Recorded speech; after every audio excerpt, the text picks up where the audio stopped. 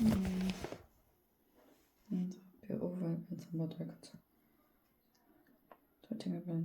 national team has become one prominent thinker in Britain amongst me that football used to be in a political space, but now the national team has become a source of division. I can see what it means. This year's tournament inevitably brings back one prominent thinker in Britain laments to me that football has been a political space, but now the national team has become a source of division. I can see what it means. This year's tournament inevitably brings back memories of Euro 96. When England also played their games at Wembley, and the whole country did seem to get behind the team in an uncomplicated sort of way. Back then, packed the stadium, all joining the thing up to the lights. Football's coming home. Now the stadiums are largely empty and some of them are lights moving their players.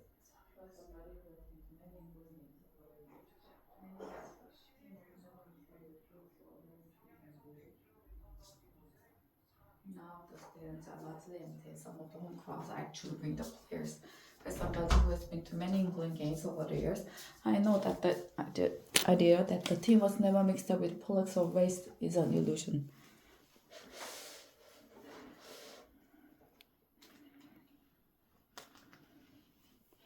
Politics is an illusion.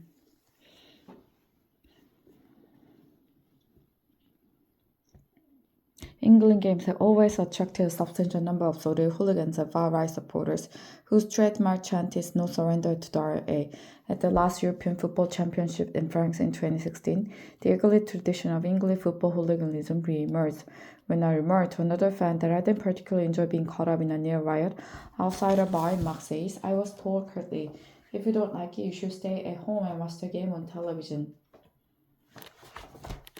Football growing in the 1970s, boys were so the most over-racing that I ever witnessed in Britain.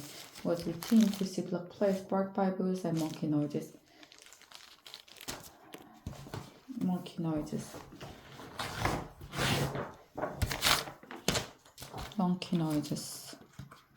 Bulls and monkey noises. Bark by bulls. The football authorities and commentators were silent about this for many years. So if the national side feel they want to make a statement about racism, it is hard to accuse them of bringing police into a political space. But now the national team has become a source of division.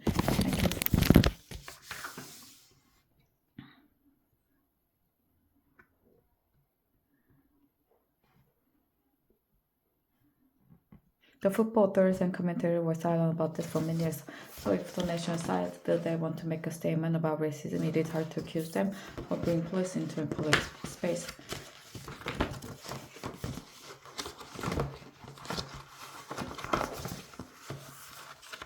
The police, particularly the racial police, have always been there.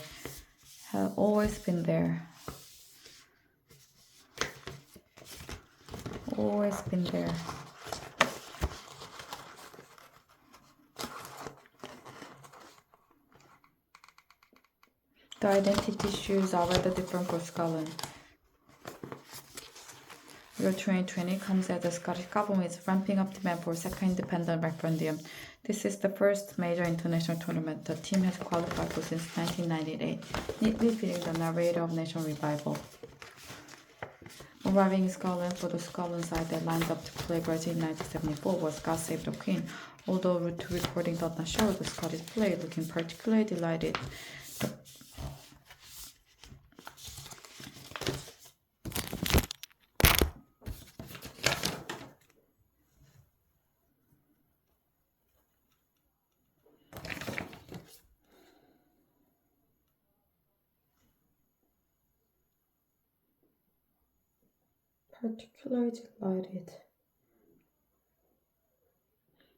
For the fact I find the local paper of the income of the Inomidos.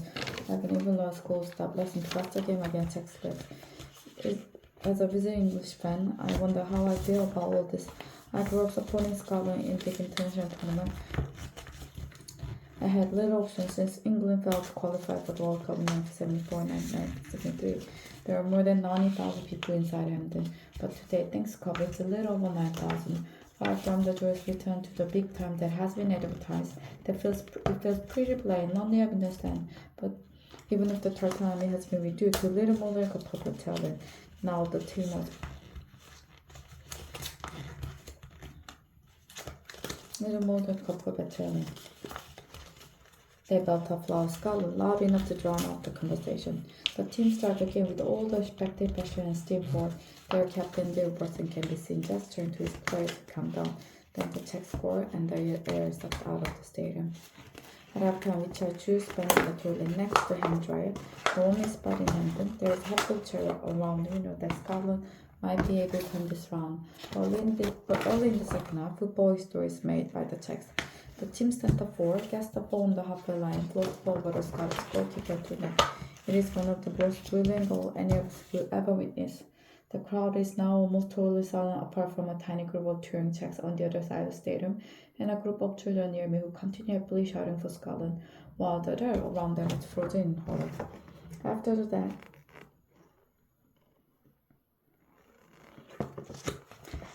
match,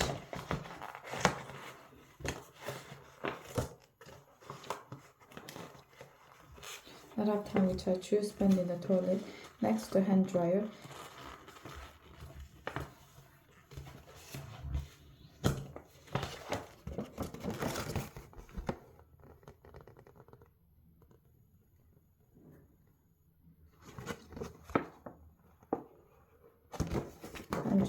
The only spot in London, there is hopeful chatter around that Scotland might be able to turn this round. Early in the second half, football history is made by the Czech. The team center forward gets the ball on the halfway line and floats over the Scottish goalkeeper into net. It is one of the most brilliant goals any of us will ever witness.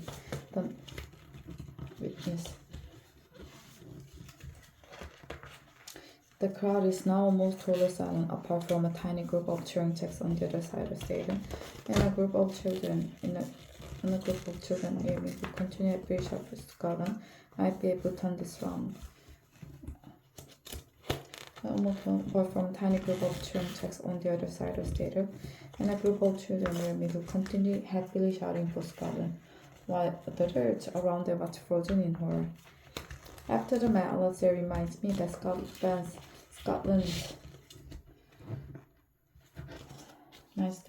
fans are used to bitter disappointment, making the national football team a symbol of nation is double-edged sword. Imagine them scoring wonderful goals and celebrating the fan. But what if your goalkeeper floundering on his back and tangled up in the net? Euro 2020 has already delivered humbling setback for two football marathon leaders.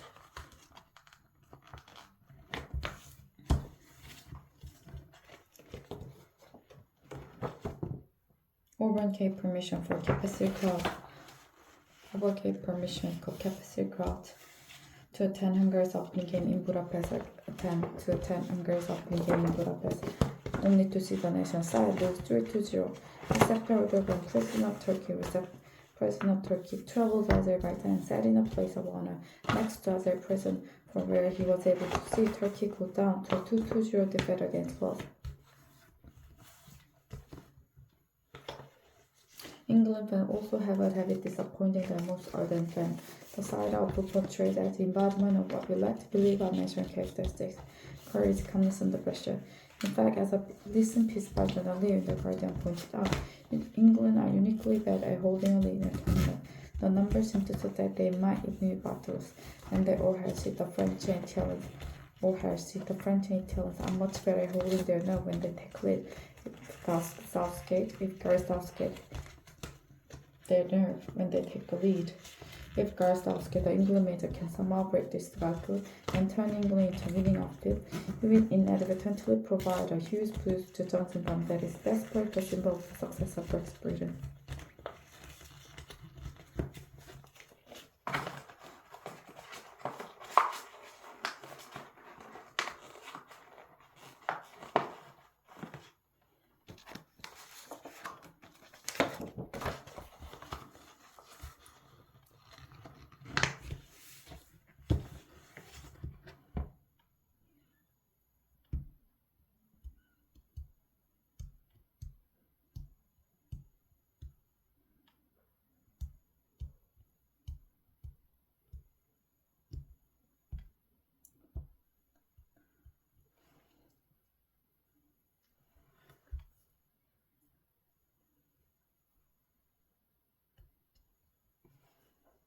Passager such Colovan may secure position himself to the left of the cup when taking the knee. He leads a multiracial team and has a country defend their right to make statements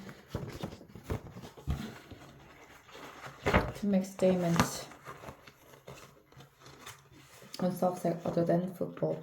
It has become accepted reason version that culture wars always work better for the right than the left. But football may be an exception. The football may be an exception. Football may be an exception. All poll taken across Europe before 2020 showed 54% of English football fans supported taking the knee, with 39% opposed. If the England team keep winning, the number in favor may rise along with the team's popularity. For once, the right may find itself on the wrong end of the culture war. The duration of Euro 2020 will care much less about who wins the culture war than who wins the tournament. It's taking place in the middle of pandemic. The stadiums are quarter full, and England are